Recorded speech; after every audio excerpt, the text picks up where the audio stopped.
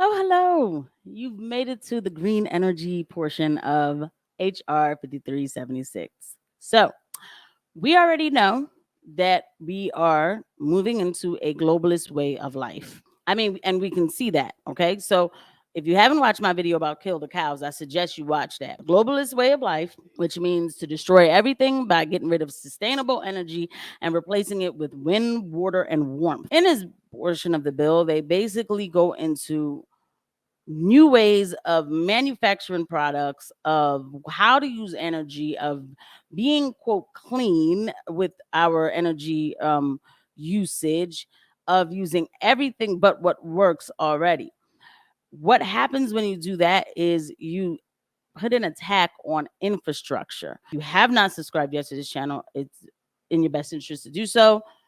We talk about what's really happening, what's going on, the changes that are being made that you may not be aware of, but they will affect you. Okay. This is section 13101, extension and modification of credit for electricity produced from certain renewable sources. They also gave money too to offshore oil drilling. They're going to export that oil. We talked about that in my last video about Joe Biden won't lower your gas prices. America exports a lot of oil. We don't have an export ban while we don't have enough oil at home. Our gas prices, while somebody will be like, well, they went down 80 cents. They were never supposed to be this high. We get beaten to submission so much we forget that things are not supposed to be this way. Okay. But as far as for home, they're going to rely on a lot of what they call carbon capturing. And I thought I was crazy when I heard. So carbon capturing is basically they're going to capture the carbon dioxide that goes into the air and funnel it through pipelines and then put it under the ground to use it as sustainable energy. It is extraordinary to disrespect how, like, talk about if it's not broke, don't fix it, right? So, okay. Climate bills projected emissions cuts rely heavily upon carbon capture. It would mean thousands of miles of pipe. Notably, one of the linchpins of the bill climate provision is a set of incentives to sustainably expand technologies that capture carbon dioxide and either store it underground or ship it for reuse. I mean, this is insane. So far, the uptake of carbon capture technologies has been slow. The costs are high. And these technologies can require miles of pipelines and vast amounts of underground storage, both of which can trigger a local backlash. They're going to dig under the ground. They're going to do way more digging than they would have been doing with a regular gas pipeline. Okay. A recent study projected that the U.S. would have to construct 65,000 miles of carbon dioxide pipelines to achieve net zero emissions in 2050, a whopping 13 times the current capacity. I'm a former founding co-director of the Institute for Carbon Removal Law and Policy at American University. While the bill known as Inflation Reduction Act has many provisions designed to jumpstart the carbon removal sector, it's far from certain that the industry will be able to move quickly. It's, to me, far from certain that the industry will be able to work. Period. They have to catch. I have no other way to make it make sense. The picture shows you a bunch of gas going in the air. They got to catch that and funnel it down into the ground, which I have a problem with, because what kind of technology is this that you're using to do this? Will it accidentally take away oxygen too? These are things that we need to talk about. These are things that we need to discuss. This is a new industry, and there's going to be a lot of mistakes made with it, because that's how life is. Mistakes happen when you're learning something new. But are they going to be deadly mistakes? Carbon capture and storage entails capturing carbon dioxide generated from power and generation and industrial processes such as steel and concrete production, and for transporting it for use. Now, steel and concrete production, they're going to do that at home. They are going to do that at home. And there's articles where people globally are saying this is discriminatory, that y'all doing that at home, because y'all are supposed to, because this is a globalist movement. In your bill, you were supposed to use outside resources for that for that steel and concrete. Okay. The most common use to date has been for enhanced oil recovery, injecting the gas into oil and gas reservoirs to extract more fossil fuel. So and we'll just read a little bit here. Currently, there are only a dozen carbon capture and storage facilities in the U.S. and a couple direct air capture facilities. I mean, removing a small amount of carbon from the air.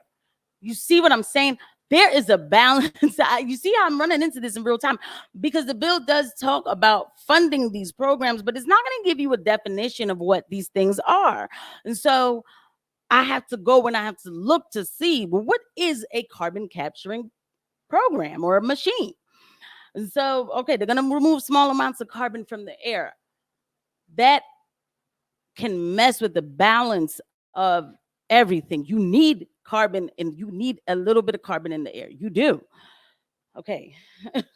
There's a reason the uptake of carbon capture, particularly direct air capture, has been slow. Direct air capture costs estimates to vary from 0 to 0 per ton. I don't. Some experts believe that the bill sufficiently ratchets up 45Q credits to start driving widespread construction of carbon capture and storage facilities in the power and industrial sectors. Others believe that the direct pay provision is the fundamental missing piece for carbon capture and storage, because the project developers and sponsors can avoid the often onerous and costly processes of raising tax equity to qualify to use the credit. There's hope that the increase in credit values for direct air capture will help foster synthetic economics. Well, so now, and also, one major challenge could be the resistance to the construction of pipelines to transport carbon dioxide to storage sites. In recent years, counties and private landowners in Iowa have voiced opposition to such projects, particularly the idea that the state might allow pipeline builders to seize private land and their projects. Yo, this is going, yo, go, please go watch that Kill the Cows video. Pipeline construction is also a point of contention for environmental groups, especially environmental justice organizations, which could lead to protract protracted litigation. It stems in the part of carbon dioxide pipeline rupture in Century, Mississippi in 2020, which hospitalized 45 people. If the public opposition delays construction, projects could be pushed past the window for incentives, leaving developers with expensive projects, while some studies argued that enhanced oil recovery results in net reduction of carbon dioxide emissions. Exactly. This may ultimately be a hard political sell for local communities. The bill ultimately brightens the prospects of carbon removal in America, but this by no means assured, especially in the optimistic time frame of the next decade. There's ways to drill and transport oil, real sustainable fossil fuels, safely, clean, and reduce carbon emissions. But nobody wants to talk about that. They just funded something that's going to go try to trap air, mess with the balance of the chemicals in the air, so we can reduce carbon emissions. And for what? Really, I still don't know. America does not put out as much carbon emissions as any other country, and so I try to give the information without the bias, but come on, we read the thing. I mean, like, it's too much. Okay, but we read the article, so this is what it's. These are real questions, and so that's why I had to go look and see exactly what this machine is that's going to take the air out and take some of the air and push it through so we can use it for more energy. I don't really understand how that still I don't understand how that works, and I don't think there's a scientist that can definitively tell you that it will work. That is just that portion of the green sector of this bill, and I'm going to leave it right there, because we end up going into remember the concrete and the construction. They are going to be building new roads and highways and stuff, and that sounds all promising, using American goods to do so, but there's always a catch to it. Okay, so I'm gonna go over a real quick article about that in the next video. Okay, I'll see you at the next video. Bye.